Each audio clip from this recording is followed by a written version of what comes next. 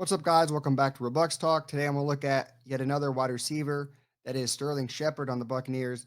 He's well deserving of a video. He's done so well in just being a safety net for Baker Mayfield and just sitting in zones similar to what Emeka's been doing. But he's just been so consistent as opposed to last year. He had a few drops and stuff, and it was just very inconsistent play.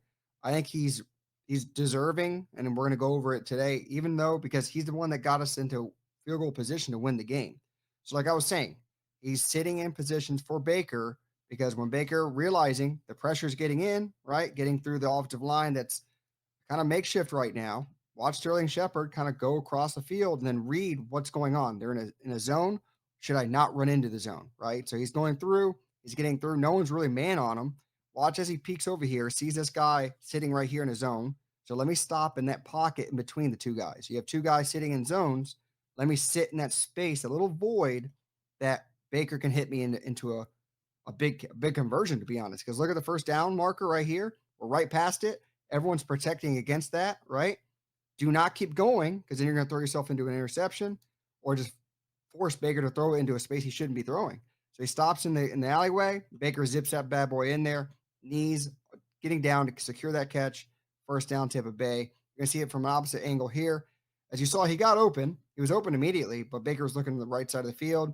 Understands it. Let me settle down. Baker sees he's settling down. Don't lead him. Just throw to his numbers right there. Secure catch and just a good throwing low for Baker as well. And here's something you're going to see developed later in the game as they get close to the line.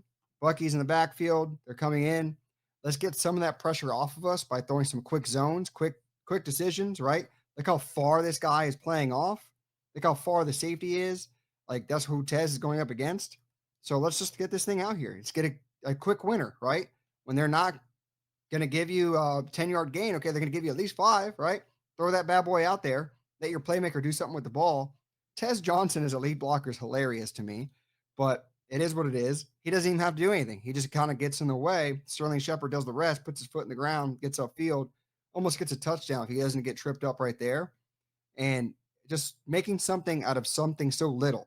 And that's what the opportunity is. Like get the ball in the hands of playmakers quick. And it also happens this guy was coming in on a blitz, so he wasn't there to help out. So Sterling Shepard gets the ball. He just has to make one man miss. Gets upfield, huge, right? To have guys like that, it's not just big, clunky receivers. Mike doesn't do this well, right? But guys like Sterling Shepard, sure as hell they do. So what did I say earlier? Setting something up, right? Same kind of formation, but now you have Cade over here. Cade's going to come block the outside guy. Look how much space. Again, guys, something looks similar to the last time. You have all these guys coming in on the blitz. They're protecting against, this is the fourth quarter play, last 2 minutes, we need it, right? They're protecting against field goal. They don't want to allow anything deep. They don't want to allow the win for the Buccaneers, but we see all these guys coming in. The fact that Grizzard called a screenplay in this timing with this much pressure, knowing there's going to be pressure, knowing that you're going to have Tez Johnson as, again, a lead blocker and K. Doughton as a lead blocker to throw this to Sterling Shepard to pick up your yards to get into field goal range, I thought was awesome. Play call was great. Execution was great.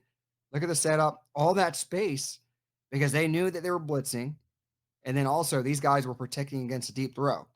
But the thing is, it was a perfect setup. Everything about it was perfect setup. And then Sterling Shepard makes people miss, breaking tackles like right here, like making this guy miss, gets underneath the hand tackle, rips through another tackle here, continue picking up yards, almost 10 yards after contact right there. Almost 15, starts it right there.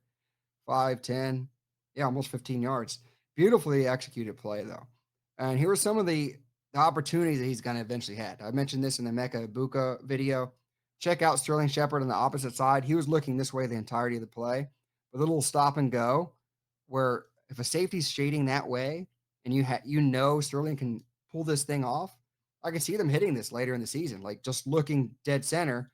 Oh, no one's really there. I know this guy was low in the box, but if he's that low and Sterling pulls this off, that's something you hit later in the season. I know the offensive line, again, you got to have guys in to chip. You're not full strength there, so you're trying to get the ball out fast. But that, wow, is there going to be a big void where they can take advantage of later in the season? A lot of this Grizzard, I'm seeing, he's taking advantage of things that he's running plays multiple times in a game to see how people react. He did it the first game in the Falcons where Ibuka came up huge on those deep posts. They ran it 3 damn times.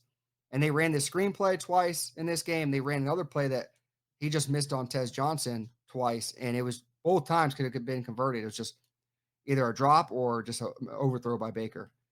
Here you go again. So there's another one I mentioned in the Ibuka play where it's a cool route concept by him, but it's also give individual effort by Sterling Shepard, not giving up on the play. Sometimes people just lull once the ball's not coming to them. He sees Baker's there, a little bit of a push, but it didn't get called. Baker's upset he didn't hit it because that's presenting yourself as a target right there. It's being aggressive, wanting to get the ball. That's the want to that you want to see in receivers and just all players in general. Like, don't stop until the whistle's blown. Keep going all out. Like, don't be lackadaisical for better terms. And here's the final play again that got us into field goal range. I put it in there twice. It was so damn good. Just the breaking tackles, opposite angle view, and also Tez Johnson letting you know we won the damn game. So it's beautiful play, beautiful drawn up and executed by Sterling Shepard. But guys, what do you think about Sterling Shepard so far early on in the season? He's been consistent to me. I think he's going to be huge considering Baker is going to need someone to step up since Mike Evans is hurt for 3 to 4 weeks. Abuka's a rookie. We're going to need Sterling Shepard, Ryan Miller, guys like that to step up. And hopefully Chris Godwin comes back healthy. But overall, we need to have someone that can fill the shoes. It's not going to be one guy that can fill the shoes for Mike Evans. It's going to be a group committee, right, to fill up for Mike Evans, Hall of Famer. Well, let me know what you think about Sterling Shepard's progress in this offense and the way they can use him in this offense. That's the big key. It's a shifty guy you can hit on screens. It's not just Bucky Irving and Rashad White. Let me know down below what you think. And with that said, until the next one.